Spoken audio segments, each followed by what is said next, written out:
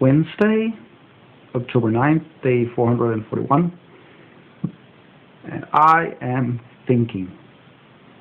I'm thinking a lot.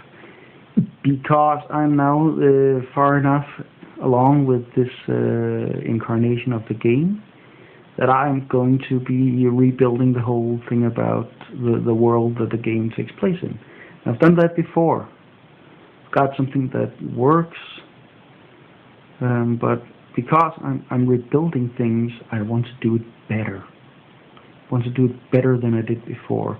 The menus are better, the program structures are better, the screen is better, it uses all the screen. I've just made the basic controls the player uses to move around, and they're much better than before. Everything's better, so this also has to be better. I have to improve what I have. I could just copy and paste I could just take what I already have from before and just copy it over, but I want to do better. But that means I have to figure things out. That means I have to understand things. There's something called octrees, which I'm really kind of getting curious about right now. It's a way to kind of manage a very complex world, a very complex visual world, like a room or an open world like the one I'm doing. It's pretty simple. Basically, you have a box, and you divide that box in half in all three dimensions: width, length, and height.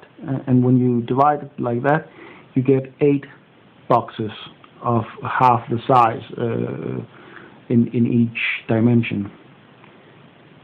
And those boxes you can divide into 8 again and again and again and again. But what you do is you divide the first box into those 8. That's where the oct and octree comes from. Octo being 8. You divide the first into, and then you just divide the box that you're interested in. In my case, it's the box where the player character is in. Well, these are not actual boxes; these are just a way of seeing the world. But the player is in, the player character is in. Divide that into 8. Then you've got 8 new smaller boxes, and the player character is going to be in one of those. And you can divide that one into 8 again, and then you can find the one of those and divide that. You keep dividing it down so you have more and more details the closer you get to where the player character is, which means that from the player character point of view, something that is very near is going to be very detailed, and something that is very far is going to be a part of a much bigger box, so it's not going to be as detailed. Distant objects don't need as much detail, and this is a way to do it. But that's a very nifty concept. How am I going to do that in practice? I have a way of doing it that I'm already doing, but it has some problems, and it's not that smooth, it's not that streamlined. I want to do better. Got some idea, but I want to do better. Every time I rebuild, I want to do better. That takes thinking.